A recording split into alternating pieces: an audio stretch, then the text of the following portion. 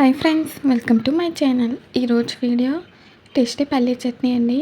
ఈ పల్లీ చట్నీ మనకి ఇడ్లీలోకి, దోశలోకి కూడా చాలా బాగుంటుంది. అలాగే మనం చాలా ఈజీగా, ఫాస్ట్గా, టేస్టీగా తయారు చేసుకోవచ్చండి. అయితే పల్లీ చట్నీ చేస్తున్నానండి. అలాగే టిఫిన్కి ఇడ్లీ కూడా చేస్తున్నాను. మినపప్పు నానబెట్టానండి 4 గంటలు. తర్వాత దాన్ని బాగా వాష్ చేసి గ్రైండర్లో వేసి గ్రైండ్ చేశాను. తర్వాత ఇడ్లీని ఒక వేసి కలిపానండి. మనకి ఇడ్లీ పిండి అయితే రెడీ అయిపోయింది. ఇప్పుడు అందులో కొంచెం ఉప్పు వేసి కలిపి ఇడ్లీ రేకుల్లో ఇడ్లీ పిండి వేసి ఇడ్లీలు వేస్తున్నానండి. మీరు కనుక ఫస్ట్ టైం మా ఛానల్ చూస్తున్నట్టయితే ప్లీజ్ లైక్, షేర్, సబ్స్క్రైబ్ చేయండి. ఫ్రెండ్స్, మా ఇడ్లీలు ఎప్పుడు కూడా సాఫ్ట్గా, తెల్లగా, మెత్తగా వస్తాయండి. నేను ఇడ్లీలు ఎలా తయారు చేసుకోవాలో సాఫ్ట్గానే ఒక వీడియో కూడా చేశాను, మన ఛానల్లో ఉందండి. ప్లీజ్ ఒకసారి చూడండి. ఈ ఇడ్లీలు ఎప్పుడు కూడా చాలా సాఫ్ట్గా వస్తాయండి. నోట్లో పెట్టగానే వెన్నలా కరిగిపోతుంది. చాలా బాగుంటాయి. ఇడ్లీ రేకుల్లో ఇడ్లీలు వేసేసానండి. ఇప్పుడు ఇడ్లీ పాత్రలో కొన్ని నీళ్ళు వేసి ఇడ్లీ రేకులు పెట్టి మూత పెట్టి ఉడికించుకోవాలి. మాకు విజిల్ లేదండి, టైం చూసి ఉడికించుకుంటాము. ఇది ఉడుకుతూ ఉంటుంది. ఈలోపు మనం చట్నీ ప్రిపేర్ చేసుకుందామండి. ముందుగా ప్యాన్ పెట్టి 1 కప్పు పల్లీలు వేసి వేయించుకోవాలి. ఆయిల్ వేయకూడదండి, ఆయిల్ లేకుండానే డ్రైగా వేయించుకోవాలి. ఈ chutney tiffin centre style chutney అండి. చాలా బాగుంటుంది. మనకి రోడ్ సైడ్ టిఫిన్ బండి చట్నీ ఎలా ఉంటుందో సేమ్ ఇంట్లోనే అంతే టేస్టీగా తయారు చేసుకోవచ్చండి.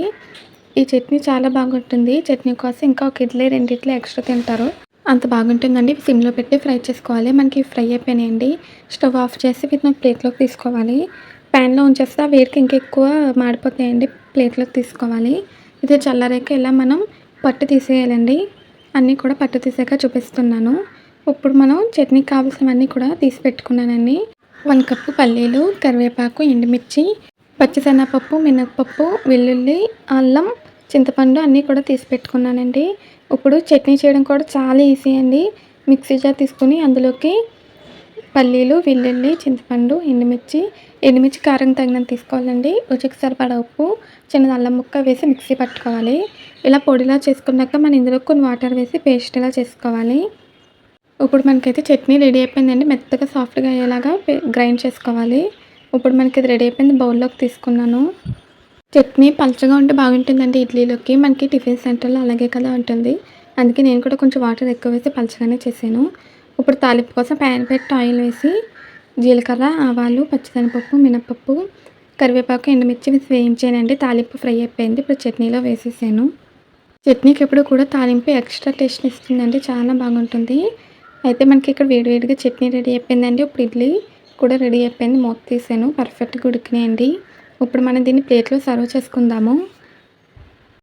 ఈ చట్నీ చాలా బాగుంటుందండి. ఎప్పుడు ట్రై చేయకపోతే ఒకసారి ట్రై చేయండి. ఇడ్లీలోకి, దోశ, ఉత్తప్పం అలా ఎందులోకైనా సరే సూపర్ టేస్టీగా ఉంటుంది. నేను ఒక బౌల్లోకి తీసుకుని ఇంకొంచెం వాటర్ వేసి కలిపానండి. ఇప్పుడు దీన్ని ఇడ్లీ పైన ఇలా సర్వ్ చేసి పిల్లలకి ఇస్తే వాళ్ళకి చాలా బాగా నచ్చుతుంది.